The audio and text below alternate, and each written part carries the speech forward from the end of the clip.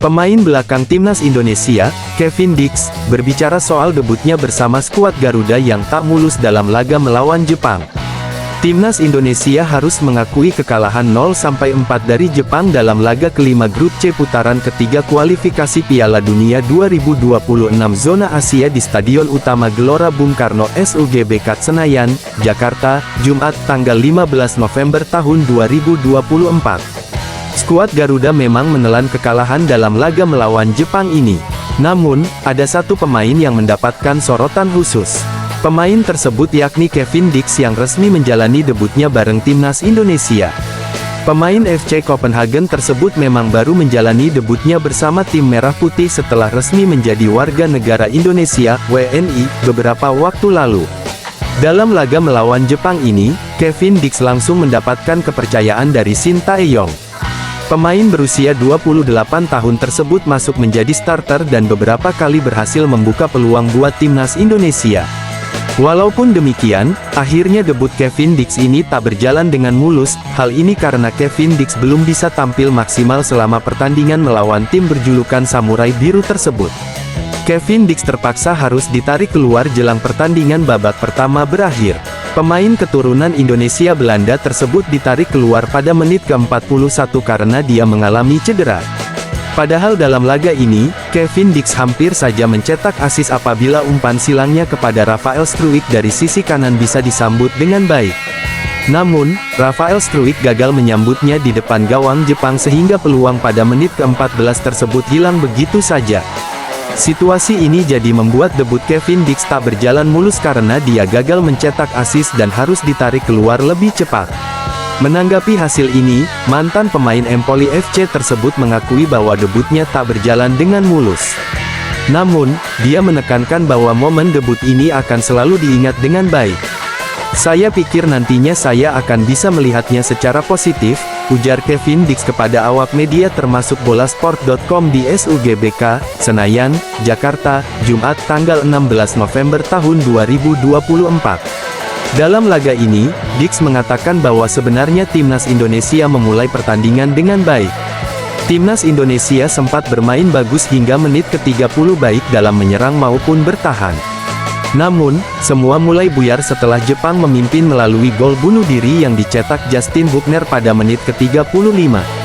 Setelah kebobolan, situasi pertandingan pun berubah dan efek ditariknya Kevin Dix juga cukup terasa. Timnas Indonesia mengalami kesulitan mengembangkan permainan. JIZS dan kawan-kawan justru lebih sering mendapatkan tekanan dari Jepang sehingga akhirnya mereka menelan kekalahan. Terkait situasi ini, Kevin Dix mengaku ingin melihat dari sisi positif agar tim bisa lebih baik ke depannya.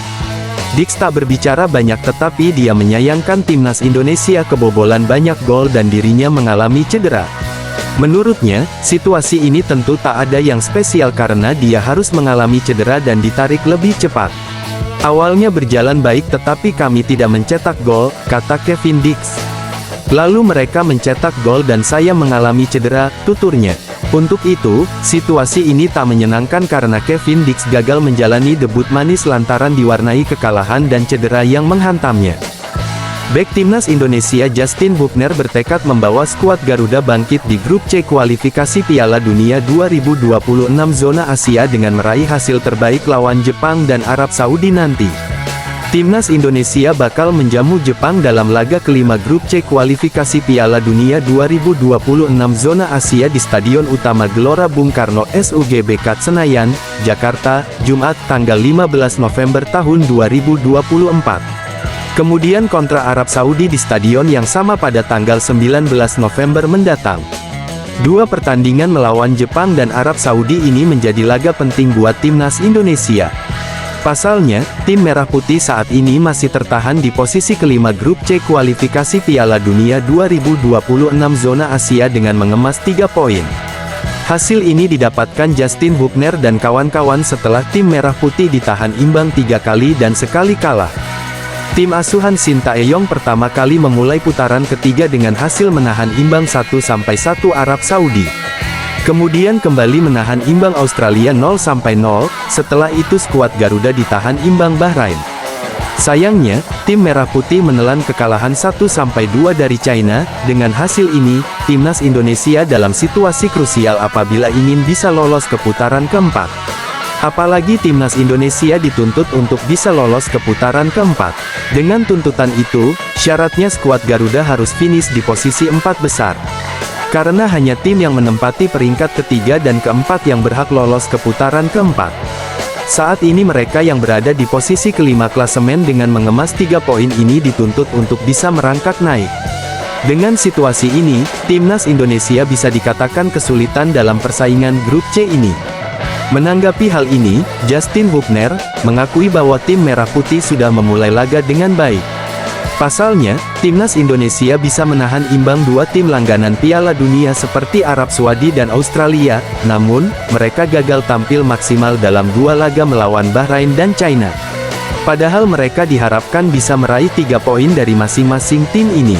Akan tetapi, mereka gagal dan belum pernah meraih kemenangan sekalipun dalam putaran ketiga ini. Saya memulai putaran ini dengan baik dengan menahan imbang Arab Saudi dan Australia, ujar Justin Hubner kepada awak media termasuk Bolasport.com, di Stadion Madia, Senayan, Jakarta, Selasa, tanggal 12 November tahun 2024. Mungkin kami kurang bagus ketika lawan Bahrain dan China tapi kami sudah melupakan itu, ucapnya.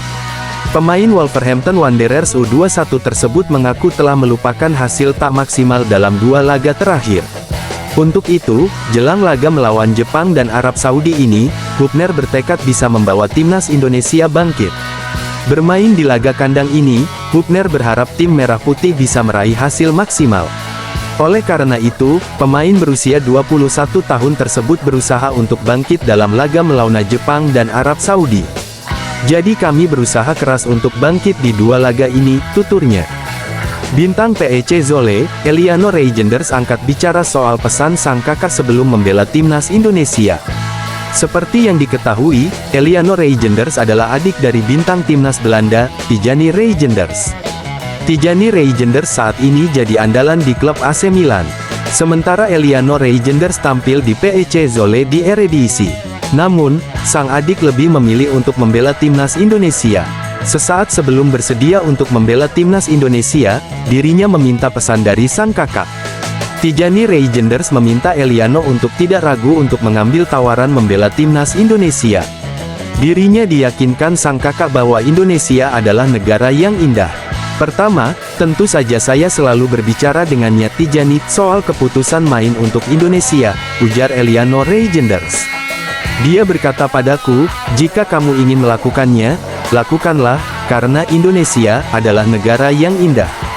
Tentu saja saya berbicara dengannya sebelum ke Indonesia, lanjutnya. Meski begitu, bintang AC Milan tersebut juga menantang adiknya di timnas Indonesia. Tijani ingin sang adik bisa membantu timnas Indonesia lolos ke Piala Dunia. Tijani ingin main satu lapangan di ajang Piala Dunia. Bintang AC Milan tersebut ingin timnas Indonesia bersua dengan Belanda di Piala Dunia. Lalu dia berkata padaku, ayo ke Piala Dunia, mungkin kita bermain bersama lagi, Belanda dan Indonesia, ujar Eliano. Jadi, saya berharap kami berdua bisa lolos ke Piala Dunia, ujarnya. Dirinya meyakinkan awak media bahwa Tijani Reijenders memintanya untuk sama-sama tampil di Piala Dunia. Ya, karena dia ingin bermain menghadapi saya, ujar Eliano Reijenders. Eliano mengaku sangat terinspirasi dengan cara Boateng bersaudara. Boateng bersaudara membela negara yang berbeda, meski sama-sama lahir di Jerman. Jerome Boateng tampil untuk Jerman, sedangkan Kevin Prince Boateng bermain bagi Ghana. Kedua negara tersebut berduel di fase grup Piala Dunia 2010 dan laga tersebut dimenangi oleh Jerman dengan skor 1-0. Saya pikir itu jadi mimpi untuk kami berdua, ujar Eliano. Dan keluarga juga. Saya pikir itu akan jadi laga yang bagus. Kami bisa tampil baik juga, ujarnya. Ketua Umum PSSI, Erick Thohir menyambut baik keinginan putra mahkota Johor, Mayor Jenderal Tunku Ismail Idris Ibni Sultan Ibrahim untuk bersama membangun sepak bola Asia Tenggara agar siap bersaing di Asia dan dunia. Seperti yang diketahui, Mayor Jenderal Tunku Ismail Idris Ibni Sultan Ibrahim juga seorang pemilik klub raksasa asal Malaysia, Johor Darul Takzim. Johor Darul Takzim adalah tim yang konsisten tampil di kompetisi kasta tertinggi Asia setiap musimnya. Menurutnya, sebagai bagian dari benua Asia yang sepak bolanya terus berkembang, kualitas sepak bola kawasan ASEAN jangan mau tertinggal. Sepak bola Asia Tenggara harus punya visi besar untuk tampil di level dunia. Sebuah pertemuan positif dan membuahkan banyak hal, ide, sekaligus visi antara saya dan putra mahkota Johor yang ingin sepak bola di Indonesia dan Malaysia maju, ujar Erick Thohir pada Rabu, tanggal 13 November tahun 2024. Sekaligus ingin membawa sepak bola Asia Tenggara makin berbicara di Asia dan dunia, ujarnya. Sebelumnya, Tunku Ismail Idris Ibni Sultan Ibrahim memberikan apresiasi kepada Ketum PSSI dengan mengatakan bahwa Asosiasi Sepak Bola Malaysia, FAM, butuh sosok seperti Erick Thohir karena punya koneksi yang luas di lingkup internasional. Menanggapi apresiasi itu, Erick membuka tangan bagi putra mahkota Johor itu jika ingin mengetahui lebih jauh tentang sepak bola Indonesia. Erick Thohir juga membuka keran investasi di dunia sepak bola Indonesia, salah satunya kepada bos Johor Darul Takzim tersebut. Termasuk juga jika dari Johor ingin investasi di sepak bola di Indonesia, kami welcome, ujar Erick Thohir. Karena Liga 1, Liga 2, akan dijadikan liga yang sangat profesional, kata Erick. Sementara itu, dalam akun Instagram miliknya, Harkrown Prince of Johor, Mayor Jenderal Tunku Ismail Idris Ibni Sultan Ibrahim menyatakan apresiasinya saat berdiskusi dengan Erick Thohir. Pertemuan yang sangat bermanfaat. Kami berdiskusi mengenai sepak bola dan rencana masa depan yang akan menjadi game changer bagi sepak bola ASEAN. Salam hormat untuk Pak Erick, tulisnya. Orang nomor satu di PSSI tak hanya bersua dengan pemilik Johor Darul Takzim. Sehari sebelumnya, Erick Thohir juga bertemu dengan Peter Lim selaku pemilik klub raksasa asal Spanyol, Valencia dan Glenn Sugita selaku bos Persib Bandung di Singapura. Pertemuan tersebut ditujukan untuk membicarakan perkembangan sepak bola Asia Tenggara.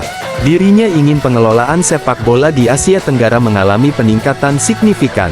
Yang Mulia Tunku Ismail, Bupati Johor bertemu dengan Ketua Umum Persatuan Sepak Bola Indonesia Erick Thohir, pemilik Persib Bandung Glenn Sugita, dan pemilik Valencia CF Peter Lim di Singapura pada tanggal 12 November tahun 2024, tulis akun Instagram resmi milik Johor Darul Takzim.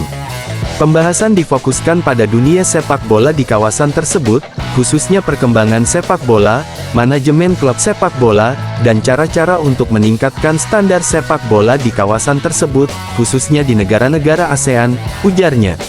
Pemilik Johor Darul Takzim juga memuji sosok Erick Thohir. Dirinya ingin Malaysia memiliki sosok visioner seperti Erick Thohir dalam pengelolaan sepak bola. Tunku Ismail Idris yakin bahwa Erick Thohir bakal membuka peluang untuk membuka masa-masa gemilang sepak bola Asia Tenggara di level dunia.